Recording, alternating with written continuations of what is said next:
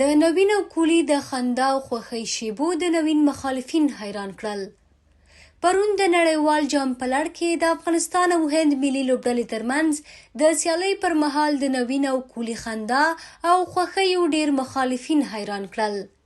نوین او کولی چې د IPL تیر پړاو کې د لوبې پر مهال ترمنځ ناندرۍ راپورته شوې وې او له امله یې د کولی ډیر مینوال په نوین غوسول، نو د کولی مینوالو نړیوال جام کې نوین ته د کولی په نوم چغې وهلې او د کولی پر سر یې نوین سره مخالفت ښوده.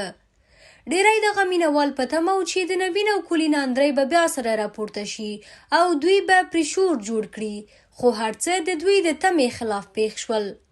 نوین کولی ته د توپ اچونې پر مهال لاس ورکړ او دواړو سره وخندل او مینوالو ته یې وښودله چې د دوی ترمنځ هیڅ ستونزه نشته. د کولی او نوین د دې شیبې عکسونه په خواله رسنیو هم ډیر لاس په لاس شوي دي.